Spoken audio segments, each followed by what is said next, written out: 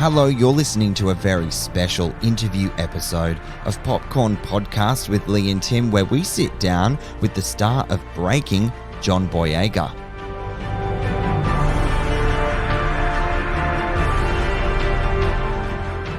I'm Timmy Fland, movie buff. And I'm Leigh Livingstone, entertainment journalist. And we love to talk all things movies. We do.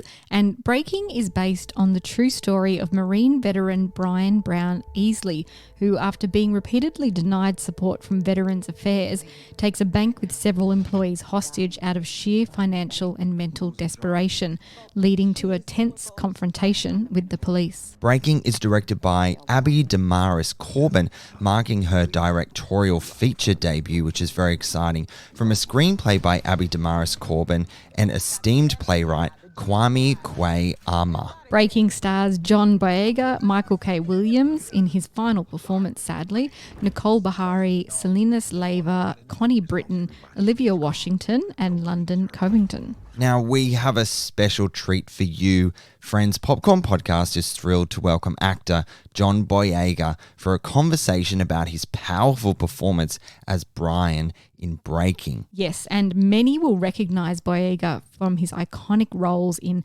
Pacific Rim and as former stormtrooper turned resistance fighter Finn in Star Wars, a very popular character. But more recently, he has been demonstrating his incredible talent in The Woman King and, of course, Breaking. I just love the work he's pumping out. I was a huge fan of his character in the Star Wars sequel trilogy and loved his take in The Woman King. Now, Boyega was brought into the Breaking project just 2 weeks before filming began and shares what a head spin it was preparing for such a poignant role under those conditions and what it was like working with the late Michael K. Williams of The Wire fame. He also reveals how his mates help him decompress after really tough days filming. And Leigh makes Boyega squirm. I did. Okay, so let's take a listen. I have a bomb, and I'm gonna kill myself and everybody in here. My commands, and I'm there. Thank you so much for talking to us today about Breaking. I really appreciate your time, John. Your character, Brian, is a man at literal breaking point, and he's a real man with a real story that's just all too common, unfortunately. What resonated with you about his story? I think it was what led him to this extreme choice. It was the human story of suffering and how empathetic I felt towards his position, everything he had suffered. But then also is the way that Kwame Kwei-Armah and Abi Corbin, how they wrote it and stringed all these like narratives together to create a piece that just, as I was reading it, I kind of reacted as if I watched the movie. I was teary-eyed. I had to put it down 1 second and go for a tea break. I was like, yeah, this is a lot, man. That's just intense. But it did get me excited as an actor to be a part of it, because that means more artistic work for me, which is high quality. You know? You came into the project quite last minute, didn't you? Yeah, very, very, very last minute with the craziest turnaround I had ever heard in my life. But it was definitely spontaneous. Just imagine someone goes, so, let's go to this other state and you've got a new job and we're just going to do it like that. It's kind of like, okay, let's go on to it. How did that affect your preparation process? It's just very short. Very short, around about 2 weeks of prep, just straight into it. But that's testament to Abi, honestly, the kind of director that she is, knowing that indie movies, we don't get the same kind of budget, a catering budget for a big studio movie is what we spend on the whole indie film, so that in itself, we had to hurry up and get it done. And Abi had a lot of documentation, research, information about Brian Brown-Easley. I had access to his family, which made it easier for me to just hit the ground running with it. Yeah, it sounds like you really did hit the ground running. Have you ever worked like that before? To a certain extent, but that turnaround was unique. That was a unique turnaround because I've never had a role where 2 weeks prior I didn't know whether I was going to do it. I would have at least heard of the role. Can you recall your most challenging day of filming or the sequence that really pushed you the most? A lot of the moments where Brian switches between being extroverted and introverted was definitely where I felt challenged. And I mean that in a good way. I don't think it ever felt hard to be Brian because, as I said, Abi went in with the support, but I think it was more to do with how much colors and how much, nuances we were finding in these scenes. That after we were done on certain days, I was like, oh, I'm all right, aren't I? I've done this. I've done this a few times. So it was that kind of It's that kind of moment of appreciation for a process, and then being able to handle a script that's just so emotionally complicated and challenging. And how do you decompress after a tough day's filming? Go home and go out if you can. I went to a few get-togethers and house parties. I take characters off like it's socks. I leave it on set and I'll say, see you in the morning. I went home and fortunate I was staying in a house with my best friend and another mutual friend, and all three of us were together. So by the time I was Brian Brown in the bank by day, I came back to the house at night and it was just my friends like, hey, you know, cooking a meal, and that kind of just made me just de-stress and forget about that.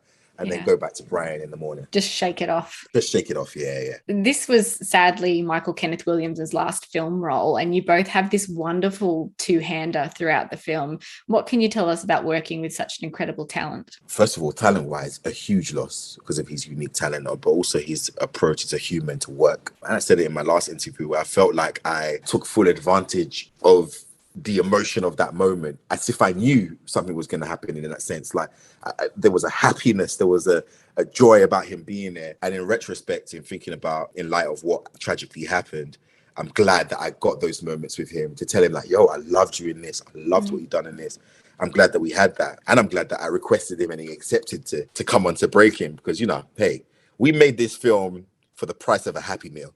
And so him coming in and supporting us on this was definitely needed. What a memory to take with you. Speaking of incredible talents, are you aware of the comparisons that people make to the caliber of your talent and Denzel Washington? Not talent wise. I ain't heard nothing like that. I mean, there have been a few family members to say, yeah, from the side you might.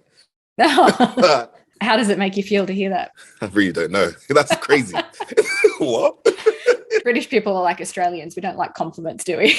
We don't even know how to handle it. Go into overdrive, but just like, I don't know. And then I don't want people to get angry. He thinks he's Denzel. Hey, chill. I'm minding my business. In your career, you've worked on some huge big budget films and smaller budget films as well. Yeah. But what are the differences like on set, and which do you prefer? Oh, there's no preference to me, you know. It's all the creative team that's put together. You look at Ryan Johnson, who directed episode 8, who's now gone on to Knives Out. You've seen it. Creatively, you know, different styles coming from one place. It's just about all the creatives that you work with. You know, it is, I can't lie, it's very, very nice to know that you have the chicken, beef and veggie and option on sets in comparison to the indies. But I don't know, I still do like indies too, because quicker shoots, grounded experiences, way more freedom with character and all that kind of stuff. But I think that they're both different ways of exploring your art. Just as long as the quality of writing, directing, all that kind of stuff is seen in all of them, then I'm cool with whatever way. And you've been in 2 really powerful films in this past year, the other one being The Woman King, obviously, which we absolutely loved here at Popcorn Podcast.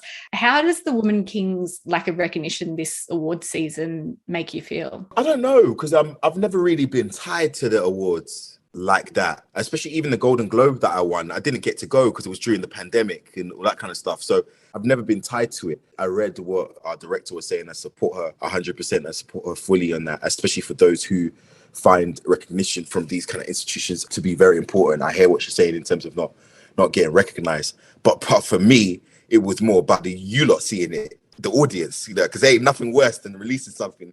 No one sees it, but you still get a bloody award. You know what I mean? I'm just glad that everyone, you know, saw it and was able to go into that journey. And I think that maybe it don't get the recognition between the institutions, but from you guys, you know, I really appreciate the fact that, you know, women all around the world, men too, enjoyed the movie. And it must make the awards system look a little bit booky because people are like, actually, that was really... It's not just a color thing, man. There was really talented, like just actually really, really good.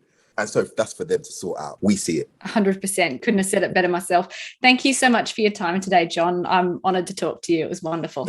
Thank you so much. What do I need to do to get the attention that I need right now? What a fun interview, Leigh. Well done. I especially love how he says he takes characters off like socks. I've never heard that expression before. No, neither. But I really did make him squirm with that Denzel Washington comparison. And the Brits and the Aussies really can't take a compliment, can we? No. We're just allergic to compliments. No, take it back. It's so true. Well, you can watch our interview with John Boyega over on our YouTube channel. And Breaking is available to rent and own from March 27. All right, friends, as always, thank you so much for listening. We'll catch you next time. We have a website, popcornpodcast.com. Make sure you check it out. We've got all our episodes up there for you. If you'd like to get to know us a little better, there's an About Us section and we run ticket giveaways, so keep an eye on the website for more information.